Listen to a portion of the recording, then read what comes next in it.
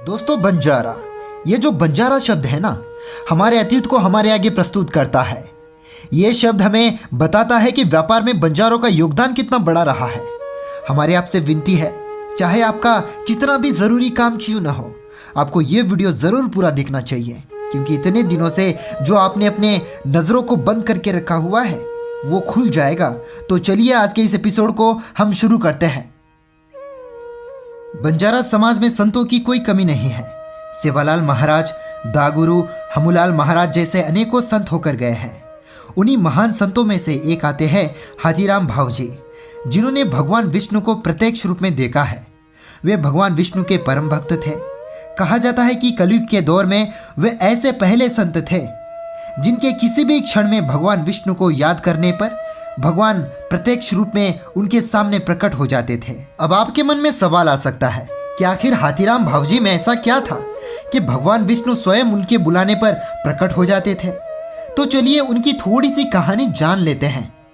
दोस्तों, हाथीराम भावजी गौर समाज से बिलोंग करते थे, इसीलिए आप मानो या ना मानो, उन्होंने जो मठ बनाया था वहां पर सरकार द्वारा काफी ज्यादा दिक्कतों का सामना करना पड़ रहा है।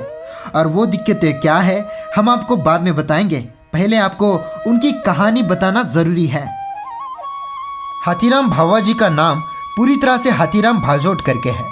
तकरीबन 1500 साल पहले उत्तर भारत से जो दक्षिण भारत के लिए आए थे वो है एक बंजारा वैरागी हाथीराम महाराज।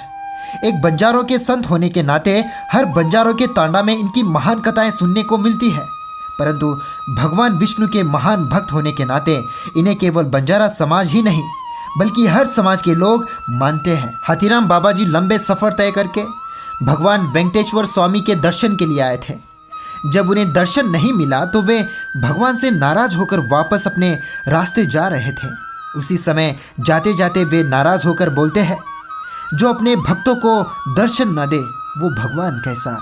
इतने लंबे समय तक मैंने प्रभु के दर्शन के लिए इंतज़ार की, लेकिन फिर भी मुझे प्रभु का अब तक कोई दर्शन नहीं मिला, तो मैं भक्त कैसा और ये भगवान कैसा। मैंने प्रभु का इतना ज़्यादा तपस्या किया है, फिर भी यदि मेरी भक्ति प्रभु को नज़र नहीं आती है तो वे भगवान कहलाने के लायक नहीं है। इन्हीं शब्दों को इस्तेमाल करते वे वापस लौट रहे थे।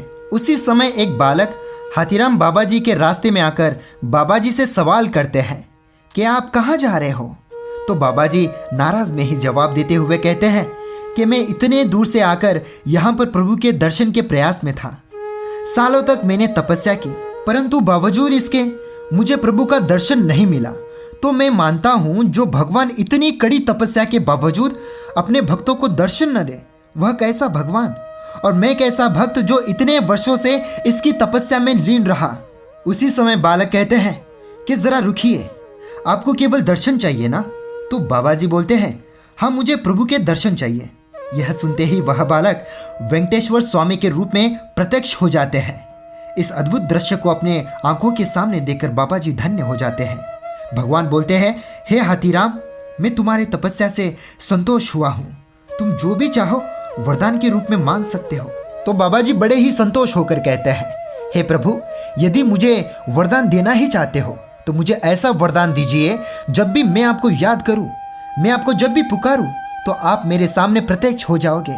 ऐसा वरदान मुझे दीजिए। तो भगवान वेंकटेश्वर यानी कि भगवान विष्णु बाबा जी द्वारा मांगे वरदान को स्वीकार कर दे देते हैं। वरदान मिलने के पश्चात भी हाथीराम बाबा जी प्रभु के सामने एक हट करते हैं। वे प्रभु को बताते हैं कि आपने मुझे बालक के रूप में दर्शन दिया है, इसलिए मैं आपको वेंकटेश्वर नहीं बल्कि बालाजी कहकर पुकारूंगा। तभी से पूरे भारतवर्ष में प्रभु को तिरुपति बालाजी कहकर पुकारा जाता है। जब पहली बार वरदान मिलने के पश्चात हाथीराम बाबा जी ने प्रभु को याद किया था, वह श्रावण नवमी का दिन था, जिस दिन भगवान विष्णु ने हाथीराम बाबा जी को दर्शन दिया था। इसी कारणवश पूरे भारतवर्ष में गौर बंजारा समाज के लोग बालाजी के नाम पर हाथ में कोड़ी सुपारी लेकर भोग चढ़ाते हैं। और ये जो बंजारों की भोग चढ़ाने की प्रथा है वह प्राचीन समय काल से ही तिरुपति बालाजी मंदिर में चलती आ रही है। आपकी जानकारी के लिए बता दें, हाथीराम बाबा जी के मठ की तरफ से तिरुपति बालाजी मंदिर में बंजारों का भोग सबसे पहला चढ़ता है। हमारे तिरुपति मंदिर में पहला प्रसाद बंजारा समुदाय से होता है। पहला प्रसाद जो चढ़ता है, पहली पूजा बंजारा कम्युनिटी की। हाथीराम करके वहाँ महाराज जी थे, हाथीराम आश्रम है, और हाथीराम महाराज के आश्रम से पहली पूजा तिरुपति बालाजी में होती है। इसके अलावा आपको और एक सच्चाई बतानी ज़रूरी है। हाथीराम बाबा जी एक गौर समाज से नाता रखते हैं। केवल इसी के कारण कहा जा रहा है कि वहाँ की सरकार ने हाथीराम बाबा जी के मठ को सभी तरह के मदद करना बंद कर दिया है। मठ को जो भी अनुदान जाने चाहिए थे, सभी में रुकावट पैदा कर रही है। सरकार के इस तरह के घटिया कामों को देखकर हमें तो यही लगता है कि गौर समाज से भगवान विष्णु का वे परम भक्त थे, केवल इसीलिए वे परेशान हैं। मेरा ये मानना है, हाथीराम बाबा जी भगवान विष्णु के परम भक्त थे, इसलिए बाबा जी स्वयं भी भगवान हैं। और भगवान केवल एक समाज का नहीं बल्कि हर समाज का होता है। लेकिन टीटीडी वाले हाथीराम बाबा जी एक गौर समाज से नाता रखते हैं। केवल इसी के कारण आजकल हमें सुनने को मिल रहा है बाबा जी के मठ के लिए कोई काम के परमिशन नहीं दे रहे। टीटीडी वाले, मैं तो कहता हूँ, बहुत ही घटिया सोच है। दोस्तों, वैसे हम इस वीडियो का दूसरा भाग भी लेकर आने वाले हैं, क्योंकि हाथीराम बाबा जी की कहानी काफ़ी लंबी है। तो ठीक है, आज के इस एपिसोड में इतना ही।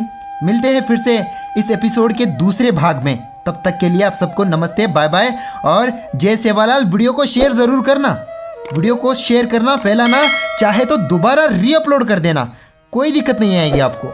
ठीक है, बाय, जय सेवालाल।